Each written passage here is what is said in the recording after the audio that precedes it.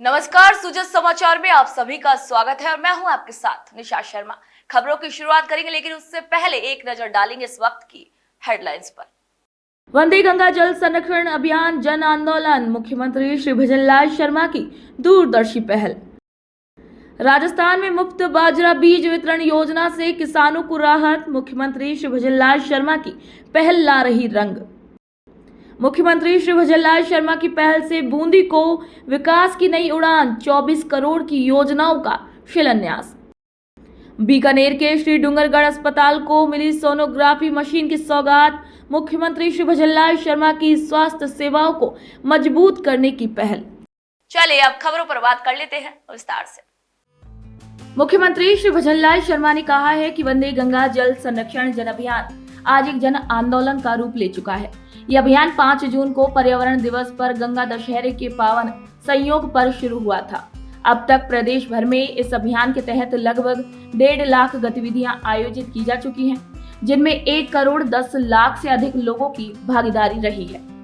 मुख्यमंत्री श्री भजनलाल शर्मा जालौर जिले के सीलू घाट पर जनसभा को इस दौरान संबोधित कर रहे थे। मुख्यमंत्री श्री भजनलाल शर्मा की दूरदृष्टि और पर्यावरण के प्रति उनकी गहरी संवेदनशीलता आज वंदे गंगा अभियान के रूप में सामने आई है। उन्होंने नदियों, पर्वतों और प्रकृति की पूजा को हमारी सांस्कृतिक पहचान बताते हुए जल संरक्षण और पौधारोपण का संकल्प लेने की अपील की। सीएम श्री शर्मा ने बताया है कि अब तक इस अभियान के तहत लगभग 20,000 से अधिक जल स्रोतों की सफाई की जा चुकी है। साथ ही करीब 17,000 से अधिक सरकारी संस्थानों में स्वच्छता अभियान चलाया गया। 7,000 कार्यों का लोकार्पण हुआ और 2209 कार्यों की शुरुआत की गई। लगभग 33,000 से अधिक स्थानों पर श्रमदान कार्यक्रमों का आयोजन इस अभियान की जन भागीदारी को दर्शाता है। सीएम श्री शर्मा ने स्पष्ट कर दिया है कि ये पहल केवल 20 जून तक सीमित नहीं रहेगी, बल्कि जल संरक्षण के लिए एक स्थायी आंदोलन का रूप लेगी। उन्होंने प्रधानमंत्री श्री नरेंद्र मोदी के गुजरात में किए गए जल प्रयासों का उदाहरण देते हुए बताया कि राजस्थान सरकार अब रामजल सेतु लिंक और यमुना जल समझौते के लिए 17 जिलों को जल सुविधा देने जा रही है। इसके साथ ही प्रदेश की नदियों के जल का संपूर्ण उपयोग सुनिश्चित कर युवा पीढ़ी के लिए रोजगार का एक नया रास्ता भी खोला जाएगा। भजनलाल सरकार की एक ऐसी दूरदर्शी पहल सामने आई है जो किसानों की आय, भविष्य और आत्मनिर्भरता से सीधा संबंध रखती है। मुख्यमंत्री श्री भजनलाल शर्मा के नेतृत्व में राज्य सरकार द्वारा शुरू की गई निःशुल्क उन्नत बाजरे के बीज वितरण योजना ने न केवल किसानों को राहत दे दी है, बल्कि उनकी आर्थिक स्थिति को भी सशक्त बना दिया है। मुख्यमंत्री श्री भजनलाल शर्मा की ये पहल राज्य के अन्नदाताओं के लिए किसी वरदान से कम नहीं है। सीएम श्री भजनलाल शर्मा की दूरदर्शिता और किसानों के प्रति उनकी संवेदनशील सोच का ही परिणाम है कि आज राजस्थान का किसान बिना किसी आर्थिक दबाव के उन्नत खेती की ओर अग्रसर हो रहा है। निःशुल्क उन्नत बाजरे के बीज वितरण योजना ने किसानों को न सिर्फ राहत दी है, बल्कि उन्हें आत्मनिर्भर बनने की दिशा में भी मजबूत किया है।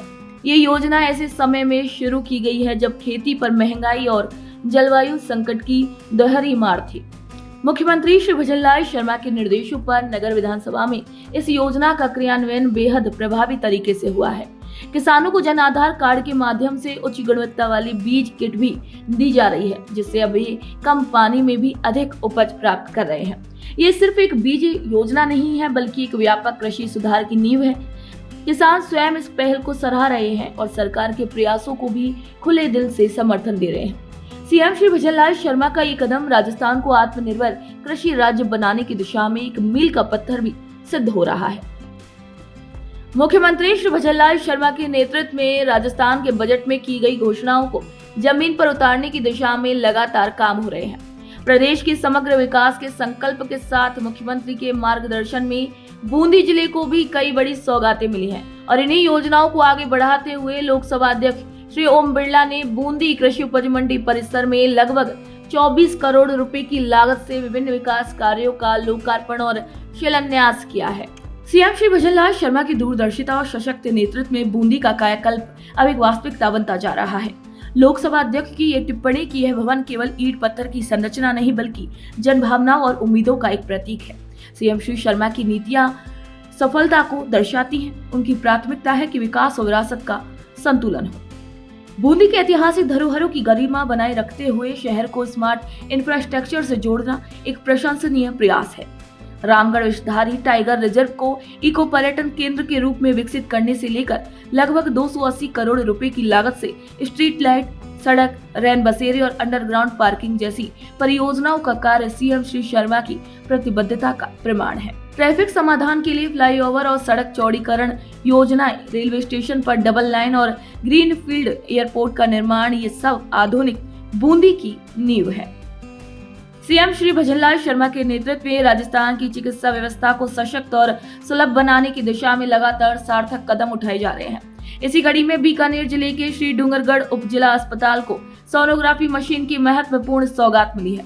इस सुविधा के शुरू होने से अब महिलाओं को इलाज के लिए निजी अस्पतालों में भटकना नहीं पड़ेगा और उन्हें समय पर आवश्यक जांच भी उपलब्ध हो सकेगी।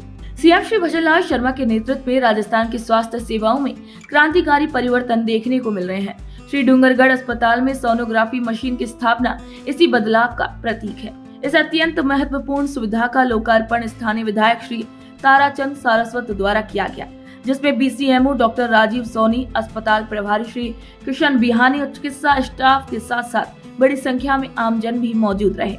मुख्यमंत्री श्री भजनलाल शर्मा की दूरदर्शी सोच का परिणाम है कि अब ग्रामीण क्षेत्र की महिलाएं गर्भावस्था संबंधी जांच के लिए निजी लैब्स पर निर्भर नहीं रहेंगी।